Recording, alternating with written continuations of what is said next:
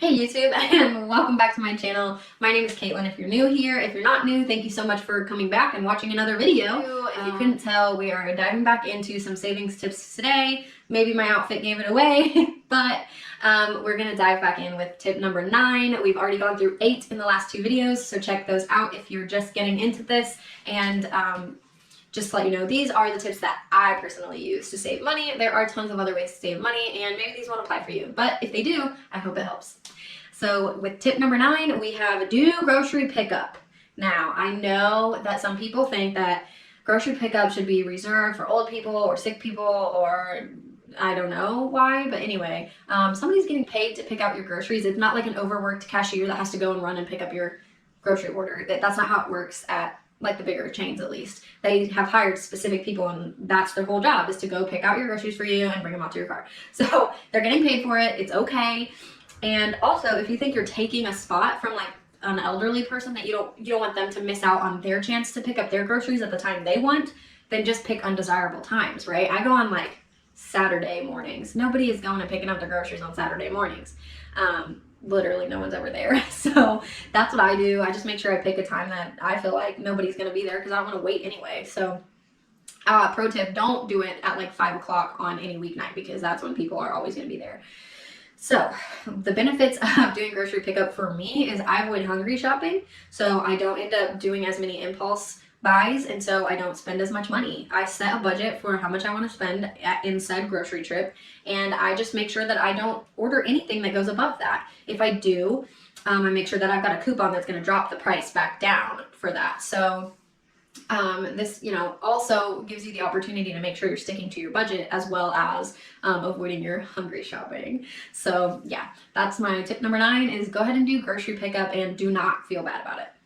Number 10 is generic everything. I am talking clothes, like allergy medicine, food, like weights, everything. I never get name brand anything. So very occasionally I do nowadays.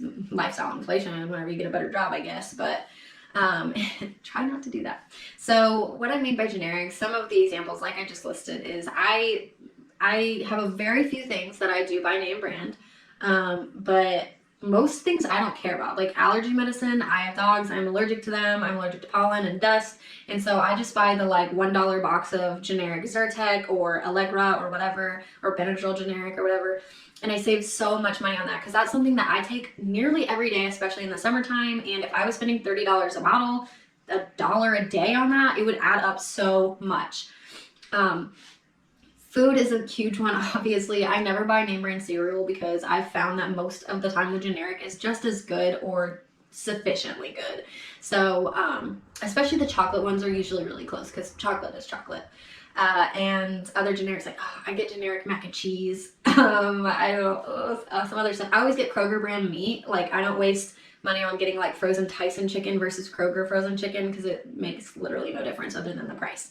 So, and I'm also someone who doesn't care about having organic, so that's why I'm like very okay with getting Kroger brand everything, especially like beans and produce. I don't normally buy the organic stuff because I don't think that that is like that important to me. If it is for you, then try to find some deals on it. But at the end of the day, you're just choosing to make that a priority in your life, and that's okay. For me, I know like my mom, she will not buy off-brand toilet paper. She won't do it. So if you won't compromise on organic food, that's okay. Nobody can be mad at you for that. So I'm trying to think of anything else generic. Like clothes. I buy most of my clothes like Walmart clothes or on sale a lot. So I know a lot of people go to like TJ Maxx and save a lot of money on clothes there too. So definitely it's easy to buy generic clothes, especially if you're someone who likes neutrals or regular plain clothes. Why are you going to spend $50 on a black t-shirt when you could go buy it for $10 and have just as good of a black t-shirt? I mean, come on. And workout clothes. You can definitely find better like off brands. You don't have to buy Lululemon. Like there are so many dupes. Please look up on YouTube. If you're looking for athletic wear, please go look at dupes because you can save so much money that way and find like quality, not used products for cheaper. So that's kind of what I mean by that, by the generic stuff. I even, when I buy weights, I don't even buy like name brand. Sometimes I just get the Walmart weights because they're the same thing. They're the hex coated weights. I'm trying to think of even more things. Everything is off brand. When I wanted some Phila Disruptor shoes, I got the Walmart knockoff Avia ones. Like, I just saved so much money not caring about name brands. Of course, if you're the guy or girl who loves Gucci and that's your thing, and you know, there's no way to get a generic Gucci, you know? It's just, if the name recognition is the important thing to you, you're just gonna have to spend that money, I guess. But if it were me, I would say don't do that. So that was tip number 2, just buy generic whenever you can. And tip number 11 is kind of building off of that. If you can't buy generic, buy secondhand. Like I said, in my example of a Gucci person, you can get Gucci secondhand easy. You can find it. It's still going to be expensive, but it's going to be way less expensive if you buy it used or vintage or whatever. So some of the sites that I use is Unclaimed Baggage, which if you saw my previous video was one where I tried on some stuff from there. I got 3 pairs of Adidas sneakers for 75 bucks, like 3 new with tags Adidas sneakers for 75 bucks, so 25 bucks each. Crazy. I got a brand new pair of some Gymshark leggings for less than they would have retailed, but not by much. They were a little bit higher. I got a Tommy Hilfiger, very gently used. I couldn't even tell it was used. A jacket for 20 bucks, an all-weather jacket. And then I also got an Alpha Elite shirt. I think that was it from the Unclaimed Baggage haul. But yeah, I got it all for like way less. One of my girlfriends shops at shopgoodwill.com, and that is really similar to Unclaimed Baggage, but it is used stuff almost entirely, whereas Unclaimed Baggage, it's stuff from luggage and unclaimed cargo. So a lot of times you can get brand new stuff from Unclaimed Baggage for way less than retail, whereas Shop Goodwill, I think, is mostly used stuff, but it's lightly used. It's the stuff that's too good to put in the store, so they sell it for a little bit more, but online. And they have tons of good deals, tons and tons of good deals. And then once you get away from those like reputable websites where you can reasonably rely on the products you're buying to be pretty good quality, then you're moving on to like Poshmark and Vinted, and that really just depends on the seller. So be careful on those, and you're gonna have to pay a lot of shipping costs that way. So yeah, try those out if it's something important to you, if you really want something that somebody's selling on there.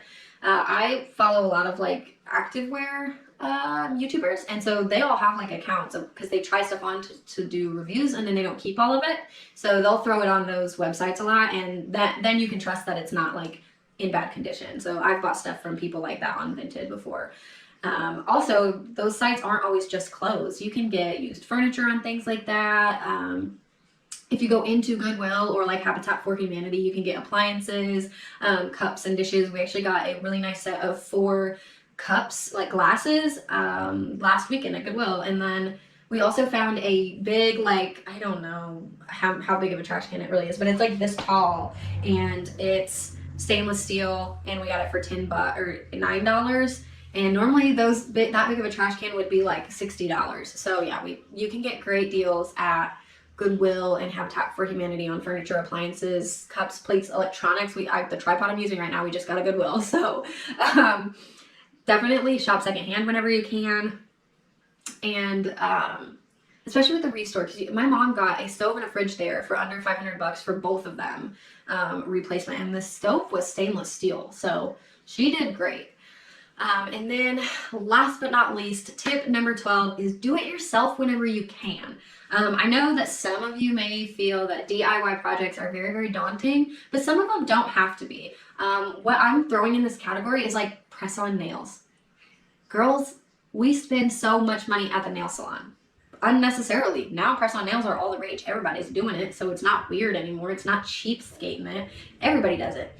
And you can still go get your nails done real fancy at a real nail salon once in a while, but if you feel like you're spending too much money on it, then just get some press-on nails for like $10 and glue them on so they stay on longer, and then you can get, a week or so out of one set of those press-on nails, whereas, you'd be spending $60 for a couple weeks with fake, like really nail salon done nails. So that's like kind of a do-it-yourself type of thing.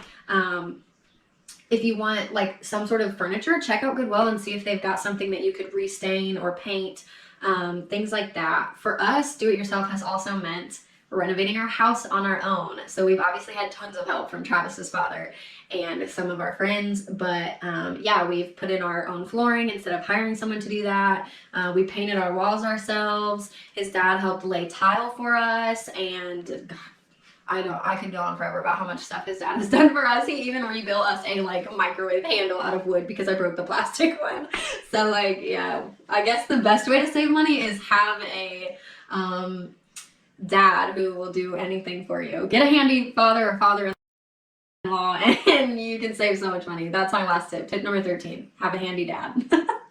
I'm kidding, but honestly, you really can do so many things yourself. And if you don't happen to have a handy father just hanging around willing to help, then look it up on YouTube and somebody's dad is going to show you how to do it on YouTube. So maybe that's my tip number 13. Anyway, that's all I've got for you guys. I just want to say I hope that you save some money by following some of my tips. If not, I'm sorry, and please tell me how you save money. And if you don't, start trying. Really though, really start trying to save money a little bit here and there. You'll be better in the long run for it.